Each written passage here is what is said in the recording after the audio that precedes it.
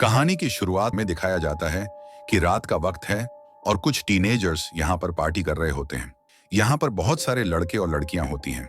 ये यहाँ पर बहुत सारी मस्ती कर रहे होते हैं कि तभी वहां पर दो लड़कों को एक अजीब सी और बड़ी चीज मिलती है, जिसे देखकर ये उसका मजाक उड़ाते हैं।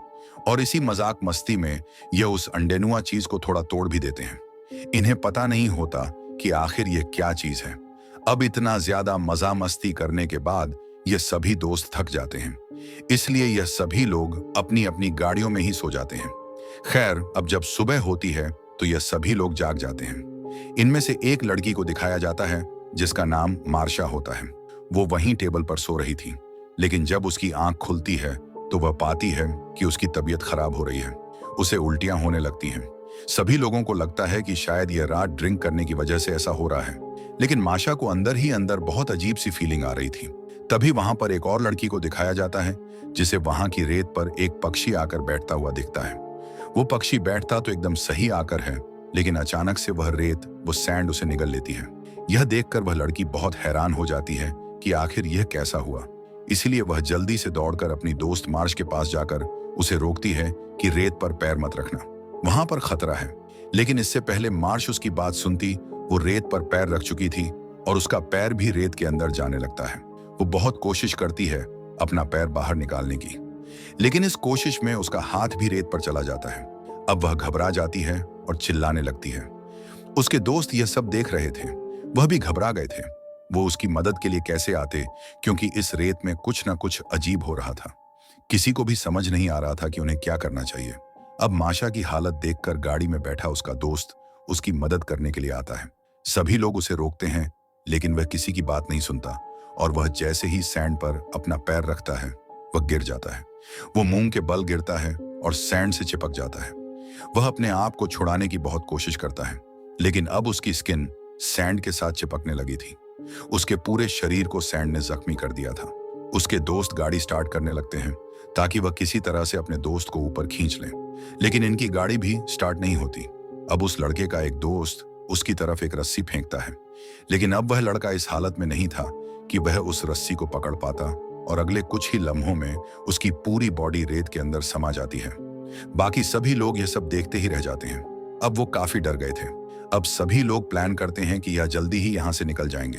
अब जो लड़का गाड़ी के ड्राइविंग सीट पर बैठा होता है, उसका नाम जूना होता है। वह गाड़ी को फिर से स्टार्ट करने की कोशिश करता है, लेकिन ऐसा हो ही नहीं रहा था। तभी हम एक मोटे से आदमी को देखते हैं जो कि ड्रम में होता है। वो हिलने लगता है तो उसके दोस्त उससे कहते हैं कि तुम जरा सा भी मत हिलो, क्योंकि अगर तुम हिलक नीचे गिर गए तो ये सैंड, ये रेत तुम्हें अपने अंदर ले लेगी। वो आदमी कहता है, क्या तुम मेरे साथ मजाक कर रहे हो क्या? क्योंकि उसने अपनी आंखों से यह सब नहीं देखा था। वह उस वक्त सो रहा था और अब उसे इस ड्रम में दर्द होने लगा था, इसीलिए अब वह हिल रहा था। उसे एक लड़का कहता है कि अगले 2 घंटों में कोई हमारी मदद के लिए आ रहा है, हमने कॉल कर दी है, तो अगर तुम इसी में शांति से रहोगे तो वह लोग हमें बचा लेंगे। इसलिए यह आदमी मान जाता है, लेकिन उसने झूठ कहा था। कोई हेल्प नहीं आने वाली थी, ये सब लोग यहाँ पर फंस चुके थे। अब माशा की दोस्त कहती है कि कल रात हमने इसी बीच पर तो पार्टी की थी, तब इस रेत ने हमें क्यों कुछ नहीं किया? और यहाँ पर बाकी के लोग भी तो थे, वह कहां पर गए? और अब ये लोग समझ जाते हैं कि वह सभी लोग रेत के अंदर जा चुके हैं, और ये लोग रेत के अंदर इसीलिए नहीं गए क्योंकि यह रेत से ऊपर किसी ना किसी चीज पर सो रहे थे। अब इतने में वह मोटा आदमी फिर से चिल्लाने लगता है कि मैं सूरज की किरणों से जल रहा हूं, तो इसीलिए उसका दोस्त उसकी तरफ सनस्क्रीन फेंकता है। कहता है कि इसे लगा लो, इससे तुम्हें आराम मिलेगा। अब वह आदमी उसे लगा लेता है और उसे थोड़ा सुकून मिल जाता है। तभी इन सभी की नजर उस चीज पर पड़ती है जो कि इन्हें रात में मिली थी और इन्होंने उसे डैमेज कर दिया था। अब रात में इन्हें अंधेरे में उस चीज का इतना ज्यादा पता नहीं लगा था, लेकिन अब सुबह होने पर इन्हें पता लगता है कि वह एक अंडा था जिसे कि इन्होंने तोड़कर बहुत बड़ी गलती कर दी थी। यानी कि उस अंडे के अंदर जो भी चीज थी वह अब बाहर आ चुकी है, और ऐसा भी हो सकता है कि जो भी चीज उस अंडे के अंदर थी वो इसी रेत में चली गई हो और वही इन लोगों का शिकार कर रही है। अब जूना भी समझ जाता है कि यह लोग अपने लिए इस तरह से कुछ नहीं कर सकते, इन्हें खुद ही कुछ करना होगा। वह एक स्केटबोर्ड उठाता है और उस पर चलता हुआ टेबल के पास तक जाने की कोशिश करता है। अब जैसे ही वह टेबल तक पहुंचता है कि उसका बोर्ड स्लिप होने लगता है और उसके पैर भी इसीलिए वह स्लिप होकर सैंड के बहुत नजदीक आ जाता है। जैसे कि सैंड से कोई चीज निकलती है और उसके पेट से टच होने लगती है। लेकिन जूना हिम्मत दिखाता है और फौरन से टेबल पर चढ़ जाता है, जहां पर एक बैग रखा था और उसमें कुछ स्नेक्स थे। उसे इस बैग से एक केला भी मिलता है, लेकिन जब वह उसे खाता है तो उसे भी वोमिटिंग हो जाती है। और जब उसकी नजर अपने पेट पर जाती है तो वहां पर जख्म हो चुका था। दरअसल यह इन्फेक्शन उसी रेत वाली चीज ने किया था। सभी लोग यह देखकर बहुत घबरा जाते हैं, लेकिन जूना उनसे कहता है कि चिंता मत करो, ये कुछ नहीं है, तुम लोग सिर्फ अपने बचने के बारे में सोचो। लेकिन अब जूना के जख्म में दर्द होने लगता है, उसे बहुत तकलीफ होती है। उसके जख्म से अब खून आने लगता है और यह देखकर उसकी गर्लफ्रेंड रोने लगती है। जूना उसे कहता है कि रो मत, स्ट्रांग रहो, और जूना वहीं पर लेट जाता है। तभी गाड़ी में बैठी हुई एक लड़की सबसे कहती है कि हमारे फोनस गाड़ी की डिग्गी में है, हमें कुछ ना कुछ करके उन्हें निकालना होगा ताकि हम मदद मंगा सकें। लेकिन कोई भी यह रिस्क लेना नहीं चाहता था, क्योंकि गाड़ी में बैठकर उसकी डिग्गी नहीं खुल सकती थी। अब एक लड़की कहती कि मैं यह काम करूंगी। वो हिम्मत करके वहां तक जाती है, लेकिन गाड़ी की डिग्गी खुल नहीं पाती। अब यहाँ पर जो काली लड़की होती है वो उसे एक लकड़ी का टुकड़ा पकड़ा आती है कि वह इसको जोर से पकड़ ले और रेत की तरफ ना गिर जाए। लेकिन अभी भी वह गाड़ी की डिग्गी खोल नहीं पा रही थी। इसीलिए जूना की गर्लफ्रेंड उसे एक रोड पकड़ती है और कहती है कि अब ट्राई करो, और अब वह लड़की फाइनली गाड़ी की डिग्गी खोल लेती है। लेकिन तभी उन्हें दूर से कोई आता हुआ दिखाई देता है। वो वहां का सुपरवाइजर होता है, यानी कि बीच के सभी लोग उसकी तरफ देखने लगते हैं। और ध्यान बंटने पर वो लड़की जो डिग्गी खोल रही थी, उसकी उंगलियां डिग्गी में फंस जाती हैं, यानी डिग्गी बंद हो चुकी थी। वो दर्द से चिल्लाती है। ये सभी लोग उसे अपने पास बुलाने की कोशिश करते हैं, लेकिन वो सुपरवाइजर कहता है कि तुम्हारी जनरेशन बिना ड्रग्स लेकर पता नहीं क्या क्या काम करती है। लेकिन यह सब लोग उसे बताते हैं कि हम मुश्किल में हैं। वो अपनी गाड़ी इनकी तरफ लेकर आता है और उतरने लगता है।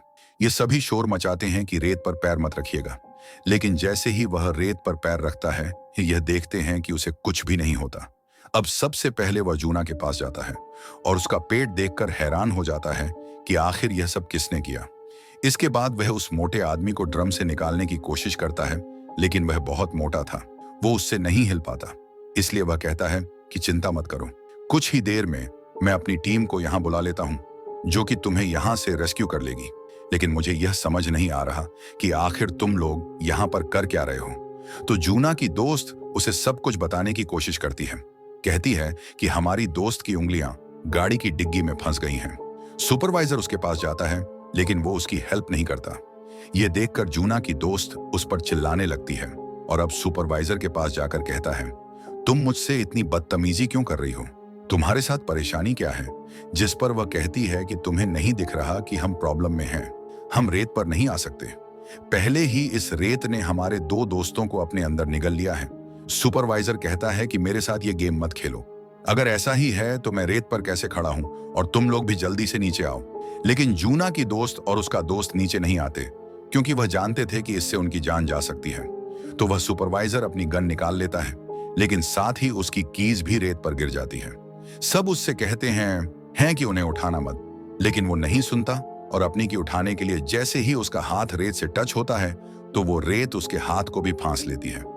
लेकिन सुपरवाइजर के पास पेपर स्प्रे होता है, जिसे वह उस पर स्प्रे करने लगता है, लेकिन कोई फायदा नहीं होता। वह क्रचर उसका आधा हाथ काट लेती है, जिससे बहुत खून निकलता है। सब डर जाते हैं। वह चिल्लाने लगता है। अब जूना की दोस्त दूर से ही उसका पेपर स्प्रे उठा लेती है कि शायद उस क्रिएचर को हराने में यह इनकी कुछ मदद करें, और अब सुपरवाइजर पूरी तरह से रेत में गिर जाता है और वह रेत उसे निगलने लगती है। रेत उसे पूरा निगल लेती है। अब ऊपर केविन में जूना की दोस्त अपने एक साथी से बात करती है। अब इन लोगों को समझ आ जाता है कि सुपरवाइजर को इसलिए कुछ नहीं हो रहा था क्योंकि उसके जूते मजबूत थे और नीचे से टोबल के जैसे, यानी कि फाइबर वाले। कि मेरी तरफ टोवल फेंको, अपने पैरों पर बांधे, जिससे हम यहां से निकल सकेंगे। जब उसके दोस्त वो टोबल उसकी तरफ फेंकते हैं तो उसे पकड़ने के चक्कर में वो केविन से नीचे गिर जाता है। उसके नीचे गिरते ही रेत से बहुत सारे धागे जैसी चीजें बाहर आती हैं, जो कि शायद उस क्रिएचर के टेंटिकल थे। वह उसकी पूरी बॉडी के साथ चिपक कर उसका खून पीने लगते हैं, और देखते ही देखते उसके साथ भी बाकी लोगों की तरह ही हुआ था। वो सैंड में गुम हो जाता है। यह देखकर ये लोग बहुत डर जाते हैं। अब वह ब्लैक लड़की कर रोने लगती है। जूना की दोस्त उससे कहती है कि सब ठीक हो जाएगा, और साथ ही एक ग्रिल उससे सीधी करके रखने को कहती है। और साथ ही एक और ग्रिल वहां पर रखकर केबिन से जंप लगाकर गाड़ी में चली जाती है। और अब जैसे ही वह गाड़ी में आती है, वह उस ब्लैक लड़की को थप्पड़ लगाती है, क्योंकि यह सारा उसी का प्लान था कि यहाँ पर आया जाए। हालांकि इसमें इस लड़की की भी कोई गलती नहीं थी, और अब यह दोनों मिलकर उस डिग्गी में फंसी लड़की की उंगलियों को निकालने की कोशिश करती हैं, और वह उसे निकाल भी लेती है। अब जूना की दोस्त उसके हाथ पर टोबल बांधती है। वहीं दूसरी तरफ हम उस मोटे आदमी को देखते हैं, जो कि उस ड्रम में फंसे होने की वजह से उसका पूरा शरीर दर्द करने लगा था। उसकी बॉडी से खून भी आने लगता है, और जब वो खून रेत पर जाता है तो रेत से कुछ टेंटिकल्स से निकलते हैं, और उन्हें पता लग गया था कि यहाँ पर कोई इंसान है। वहीं दूसरी तरफ वो दोनों लड़कियां उन ग्रिल्स को जोड़ते हुए टेबल तक जाने का एक रास्ता बना देती हैं, और अब वह ब्लैक लड़की जूना तक जाती है, और साथ ही वह लड़की जिसकी उंगली गाड़ी की डिग्गी में आ गई थी। वो जूना की दोस्त से कहती है कि अब तुम जाओ, क्योंकि मेरे हाथ से खून निकल रहा है, और अगर मेरा खून रेत पर गिरा तो वह क्रिएचर हम पर अटैक कर देगी। और अब इसीलिए जूना की दोस्त चलकर वहां पहुंच जाती है। अब आखिर में वह जख्मी उंगली वाली लड़की उस ग्रिल पर चलने लगती है, लेकिन आखिर में जाकर उसके हाथ से खून टपक जाता है, और उसका बैलेंस खराब होते ही वह रेत पर गिर जाती है, और रेत उसे भी अपने अंदर निगल लेती है।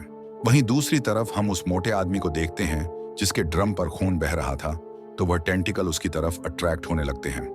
अब हम उस ब्लैक लड़की को देखते हैं, जो कि अपने पैर पर टोबल बांधकर उस रेत पर चलने लगती है। उसे कुछ भी नहीं होता। वह जल्दी से सुपरवाइजर की गाड़ी के ऊपर चढ़ जाती है। ये देखकर वह मोटा आदमी भी बहुत खुश होता है कि अब हम यहाँ से निकल जाएंगे, लेकिन वह नहीं जानता था कि वह टेंटिकल उसके ड्रम को नीचे से खाली कर चुके थे, और अब वो टेंटिकल बड़े होकर उसकी बॉडी के चारों तरफ लिपट जाते हैं और उसे नीचे ले जाते हैं, और वह भी मारा जाता है। अब यहाँ पर वो क्रचर बहुत बड़ा हो चुका था, क्योंकि इसने बहुत सारे लोगों को खा लिया था। अब इसके टेंटिकल मजबूत हो चुके थे। अब वह क्रचर सुपरवाइजर के गाड़ी के पास आकर उसे हिलाने लगता है, जिससे वह ब्लैक लड़की गाड़ी के ऊपर ही गिर जाती है। गाड़ी से उसका सर टकराकर वह बेहोश हो जाती है, और अब जूना की फ्रेंड अकेली बची थी, क्योंकि अब जो जिंदा बचे थे उनकी हालत खराब थे। अब वह काफी घबरा जाती है, और अब रात भी हो जाती है, और रात होते ही उस ब्लैक लड़की को भी होश आ जाता है। तो वह एक एयर वाटर टब तक जाती है, जिस पर वह जूना को लेटाकर गाड़ी तक पहुंचाती है। और जब पीछे 6 जूना की दोस्त भी आ रही होती है, तो वो क्रचर अपने टेंटिकल से गाड़ी का दरवाजा बंद कर देता है।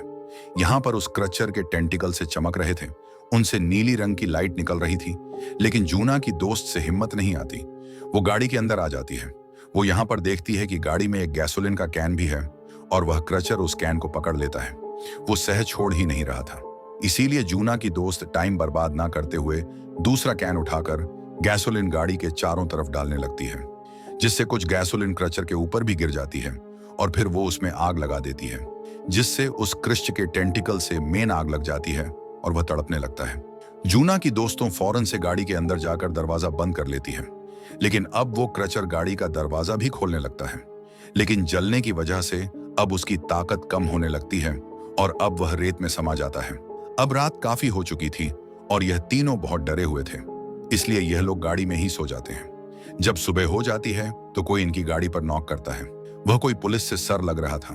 अब जब जूना की दोस्त बाहर निकलकर अपना पैर रेत पर रखती है, तो उसका पैर नहीं चिपकता, और साथ ही ब्लैक लड़की भी बाहर आ जाती है, और यह दोनों यहाँ से निकल जाती हैं।